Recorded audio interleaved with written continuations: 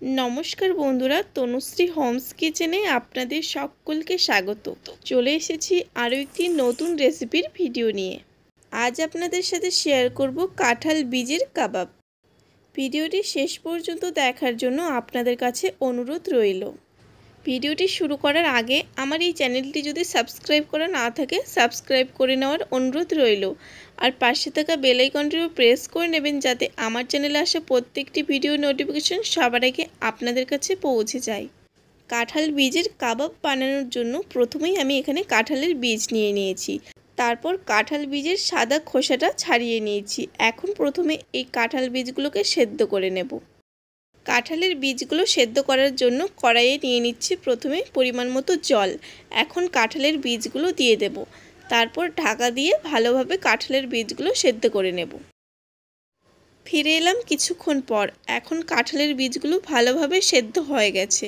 এখন জল ঝরিয়ে একটা পাত্রে তুলে নিচ্ছি কাঁঠালের বীজগুলো। এখন এই কাঁঠালের বীজগুলো শিলনোড়াতে বেটে নেব।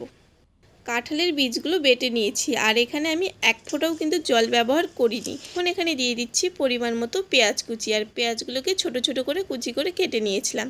এরপর দিয়ে দিচ্ছি বেশ কিছুটা ধনেপাতা, তারপর কাঁচা লঙ্কা কুচি দিয়ে দিলাম।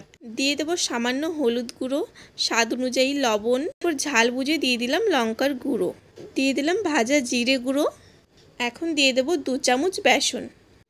এখন এই সব কিছু ভালোভাবে মেখে নেব, আর এখানে কিন্তু কোনো রকম জল ব্যবহার করা যাবে না। সব কিছু ভালোভাবে মেখে নিয়েছি। আপনারা দেখুন আমি ঠিক এরকম একটু শক্ত করেই মেখে নিয়েছি। এখন এখান থেকে অল্প করে মিশ্রণ নিয়ে হাতের মধ্যে নিয়ে প্রথমে গোল করে নেব, তারপর চ্যাপটা করে কাবাবের শেপে তৈরি করে নিচ্ছি। আপনারা দেখুন ঠিক এইভাবে আমি তৈরি করছি। তারপর বাকিগুলো একইভাবে তৈরি করে নেব। একইভাবে আমি এখানে সব কাবাবগুলো তৈরি করে নিয়েছি।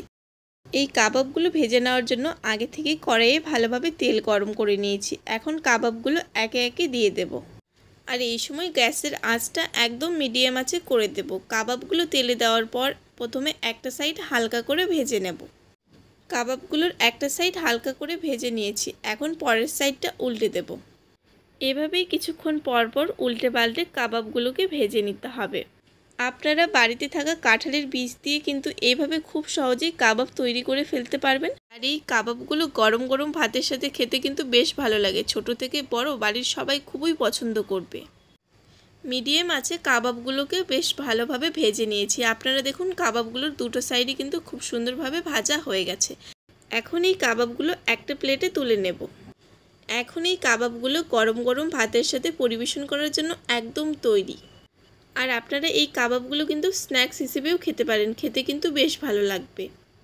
আজকের এই রেসিপিটি আপনাদের কেমন লেগেছে অবশ্যই আমাকে কমেন্ট বক্সে জানিয়ে দেবেন। ভিডিওটি যদি ভালো লাগে তাহলে অবশ্যই একটা লাইক, কমেন্ট আর যতটা সম্ভব ভিডিওটা বন্ধুদের মাঝে শেয়ার করে দেবেন।